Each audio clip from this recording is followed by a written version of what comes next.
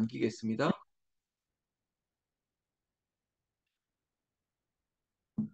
여러분 마태복음 18장 1절 그때 제자들이 예수께 나와 이르되 천국에서 누가 크니까 갑자기 천국에서 누가 크냐라고 하는 논쟁의 불을 제자들이 지피고 있습니다. 어제 어제 물론 어제 말씀이기도 하고 앞선 17장에 제자들을 향해서 믿음이 적은 자들아 믿음이 없고 패역한 세대여 겨자씨 한 알만큼만 그 믿음만 있어도 될 것을 막 이런 얘기 이 얘기를 제자들이 들었습니다. 믿음에 대한 예수님의 아주 직설적인 교훈 그리고 비유를 통해서 말씀하시기도 했지만 결국은 믿음을 가져라 이거 아닙니까? 근데 그 믿음을 가져야 될 제자들이 지금 그들의 질문은 천국에서 누가 크니까? 마치 선생님께서 랍비, 그러니까 우리 주님, 예수님께서 본질에 대한 얘기, 믿음에 대한 얘기를 그렇게 강조하고 믿음을 가져라라고 간곡하게 마치 진심 어리게 제자들에게 말씀했음에도 불구하고 제자들이 도대체 무슨 얘기를 들은 건지 아니 지금 천국에서 누가 크니까 이런 얘기를 왜 하는 걸까요? 글쎄, 글쎄, 그냥 좋은 생각으로 받는다면, 그래, 하나님의 나라, 그 나라에 갔을 때를 얘기하는 거겠지. 마치 이 로마를 정복하고 우리 예수님께서 이제 예루살렘에 들어가서 높은 자리에 앉으시면 나도 어떤 역할을 감당하겠지. 그런 마음이 아니었으리라고 믿고 그저 순수하게 이 질문 그대로만 생각해 보겠습니다. 자, 천국에서는 누가 큽니까? 예수님께서 대답합니다.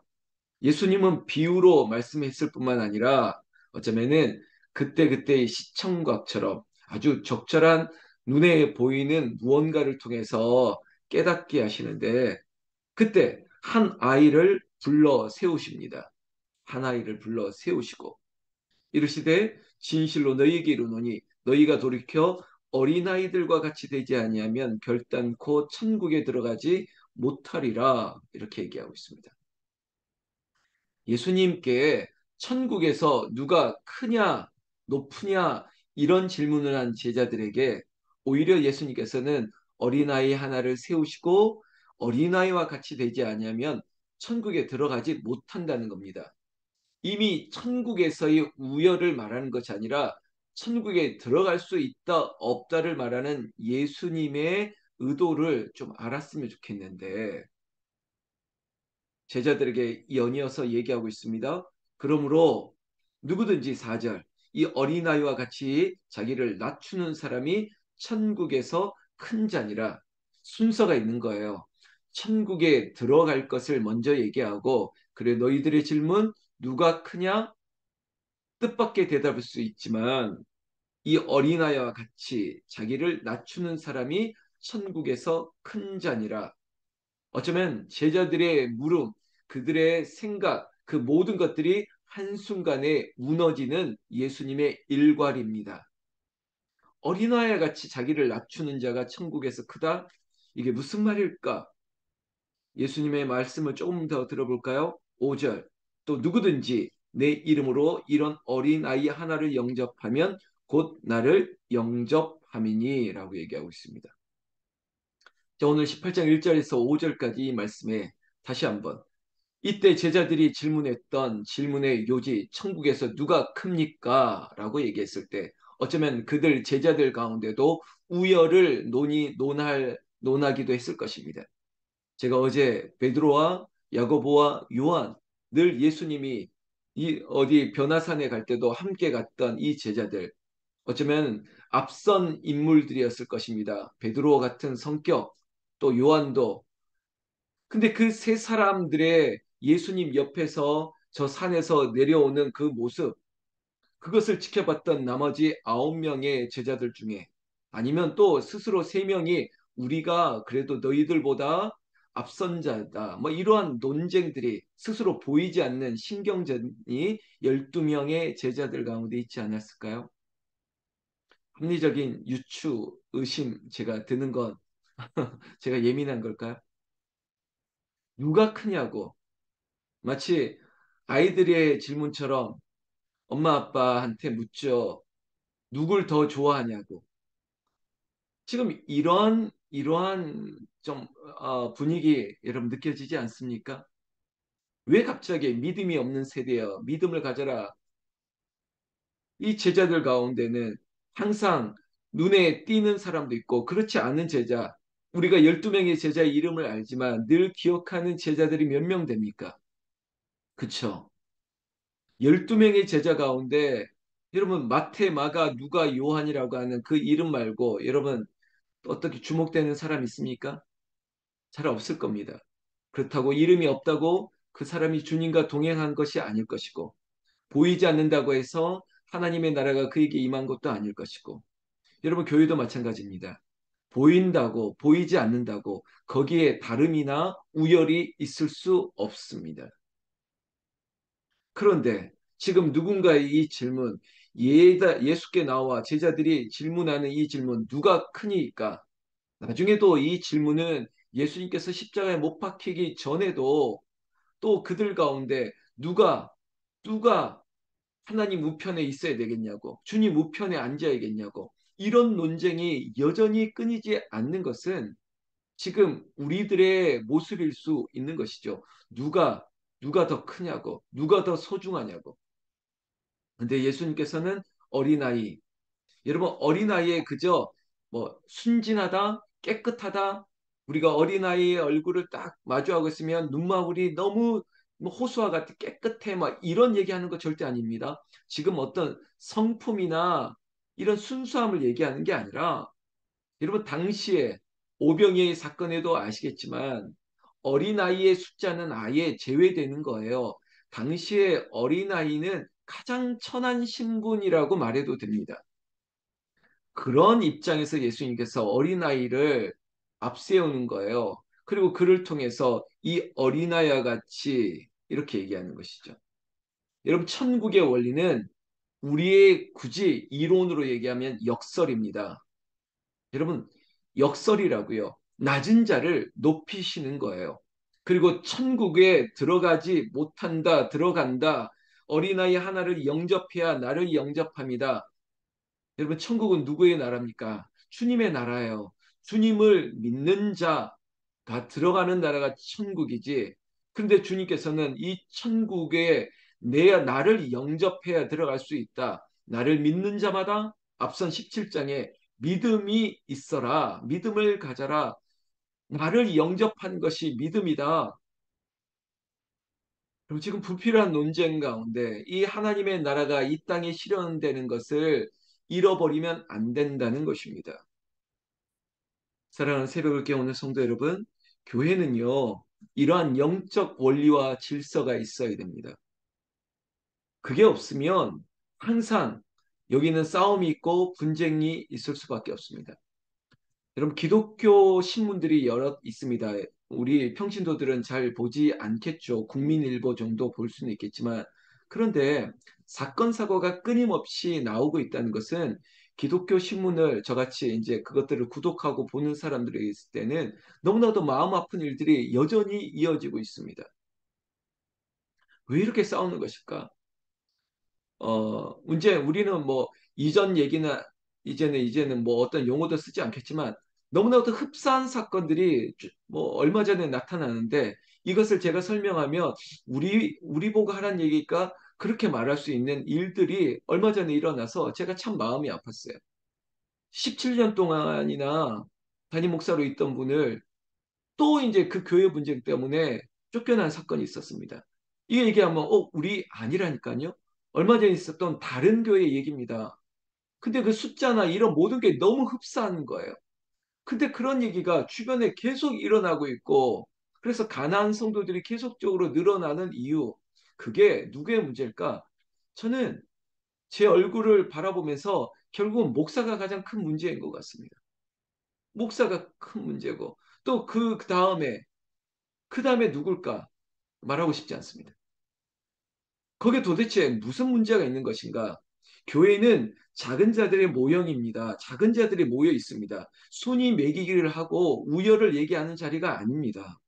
그저 병들고 아파하고 신음하는 자리, 당시 우리 이 조선에 기독교의 복음이 들어왔을 때 예수님은 누구신가 천한자의 그 높음과 이런 찬송을 했던 그 선교사님들의 진심들이 느껴져야 되는 것입니다.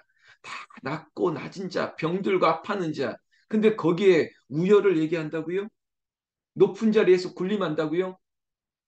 제가 장로교 목사지만 장로교회가 어떤 질서를 위해서 계급이 있다고요? 전혀 그렇지 않습니다.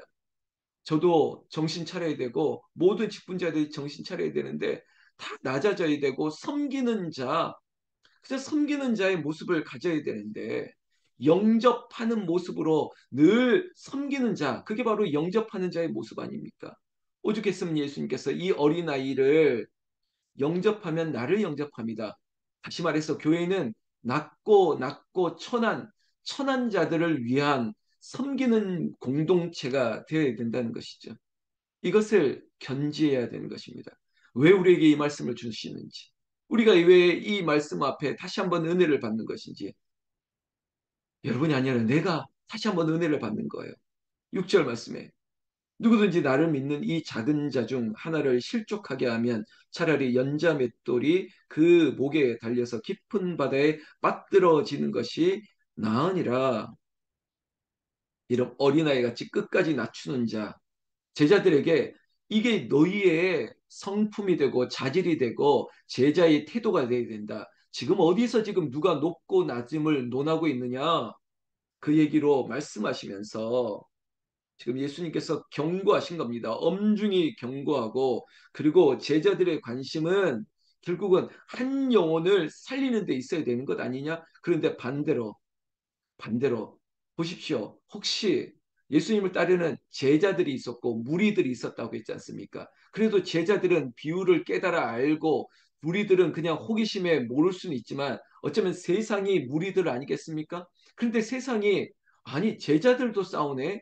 제자들도 저렇게 마치 어떤 공을 높이기 위해서 누가 높은지 계급 투쟁에 빠져 있네. 이렇게 세상 무리들이 본다면 어떻게 되겠습니까?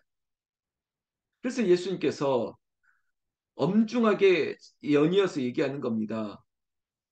실족하게 하는 일들이 있다. 그런 일이 있을 수 있다. 그로 말미암아 세상에 화가 있다. 실족하게 하는 일이 없을 수는 없으나 실족하게 하는 그 사람에게는 화가 있도다. 이런 일이 있다는 것입니다. 그런데 이런 일에 대해서 우리가 쉽게 넘기는 것이 아니라 어린아이 하나를 영접하면 천국의 원리를 안다면 실족하게 하는 일이 없을 것이다. 우리는 여기까지 나가야 되는 거예요. 왜? 다 낮고 낮은 자리에서 섬기려고 하니까 그 마음이 절대 불편해질 수 없는 것이거든요. 여러분, 내 안에 어떤 우위를 가지고 교만이 싹트게 되면 문제가 생기는 거지. 늘 나는 낮은 천한 그런 자의 모습으로 자리를 지키고 있다면 무슨 문제가 생기겠습니까? 그럴 수 없는 것이죠. 그런데 이로 인해서 실족하는 누군가가 있다면 연자 맷돌을 목에 메고 빠지래요. 여러분 맷돌 아시죠? 그렇지만 우리 어머님들 맷돌이 그냥 우리가 썼던 요만한 거 돌리는 거 아무리 크다 할지라도 뭐 이 정도밖에 더 되겠습니까? 그런데 저 팔레스타인 이스라엘 같은 성지순례 가면 연자 맷돌이 이겁니다라고 가이드가 보여주는 뭐 연자 맷돌을 보게 됩니다. 그건 뭐냐면요. 그냥 이걸 목에 매도 무거울 텐데 그 지역에서 보는 연자 맷돌은 노새가 끄는 연자 맷돌이에요. 그러니까 맷돌이 우리는 수평으로 있는데 거기는 이렇게 세워져 있습니다. 가운데 축을 두고 그 홈이 파져 있는 그 돌판을 연자 맷돌이라고 하는 게 이게 세워진 것들이 이렇게 마치 바퀴처럼 도는 거예요. 규모가 제 키만 보다 더 높습니다. 얼마나 큰 돌을 그걸 노새가 바깥에서 돌리는 거예요. 근데 그런 걸 예수님께서 따르는 그 당시의 사람들이 이 연재 맷돌이 뭔지 알지 않습니까? 그런데 예수님께서 그것을 목에 메고 빠뜨리는 게 낫다라고 말할 정도로 얘기하니 얼마나 엄히 얘기하는 거겠습니까? 성도 여러분, 그리고 나서 그 이어서 8절부터 보십시오. 만일 내 손이 내 발이 너를 범죄하게 하거든 찍어 내버리라. 장애인이나 다리 저는 자로 영생에 들어가는 것이 두 손과 두 발을 가지고 영원한 불에 던져지는 것보다 나으리라. 여러분 이 얘기도 굉장히 극단적으로 들리십니까? 그만큼 천국에 대해서 천국은 섬기는 자의 것이다. 그런데 이 섬기는 자로 말미암아 우리 구원 얻는 이들이 있지만 반대로 실족하게 하는 일로 말미암아 구원을 상실하는 일이 잃어버리면 어떡하겠느냐 엄중하게 얘기하는데 그래서 이 두 눈을 뽑아라 두 손과 두 발을 자르라라고 하는 끔찍한 이러한 비유처럼 말씀하실 이유는 바로 천국이 이렇게 소중한데 천국의 가장 작은 모형이 가정이나 교회를 말하는데 이 가정과 교회에서 혹시 우열의 문제 때문에 섬기지 않고 군림하거나 늘 지배하려고 하는 일들이 있다면 요즘 뭐 재조명하고 있는 JMS 정명석이나 기타 여러 가지 뭐 사이비 이단을 다루는 뭐 르포들이 자꾸 나오고 있더라고요. 그런데 결국은 그런 교주들은 군림하거든요. 착취하거든요. 스스로가 메시아인 것처럼 얘기하면서 가장 약한 여성의 성을 착취하고 그들이 가지고 있는 모든 부와 가진 것들을 다 착취하는 것. 그것은 천국이 아니거든요. 사랑하는 새벽에 기도하는 여러분, 우리 여기 있는 분들은 그렇지 않습니다.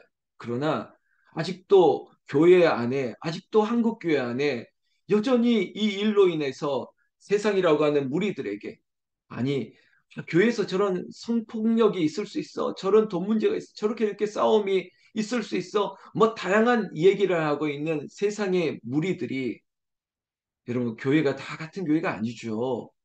간판이 붙여 있다고 교회가 아니거든요. 그러다 보니까 여러분 교회가 소중한 곳입니다. 올바른 온전한 예수님만 섬기는 교회, 주의 복음을 위하여 진력하는 교회가 지금 이 땅에 소중한 것입니다. 저는 감히 말씀합니다. 우리가 다시 복음 앞에 복음 위해서 애쓰려고 할 때 어떠한 일이 일어난다 할지라도 주님은 우리를 귀하게 보실 것입니다. 복음만을 위하여 살고 복음 위하여 모이고 그리고 복음을 위하여 섬기고 샬롬을 전하고 이것이 우리의 본질, 교회의 본질이 되고 그 본질을 위하여 우리가 조금 더 낮아지고 더 섬기고 그 복음 위해서 진심을 가지고 세상을 향해 대할 수 있는 그런 저와 여러분들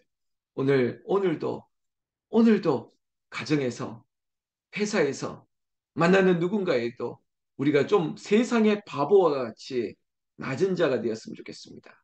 세상에서 아유 예수님을 향해서 저 목수 요셉의 아들 아니더냐라고 비아냥거릴지라도 그래도 나는 주의 길을 걷겠습니다. 나도 어떤 얘기를 듣더라도 주의 길을 걷겠습니다. 여러분 오늘 하루 파이팅 하십시오.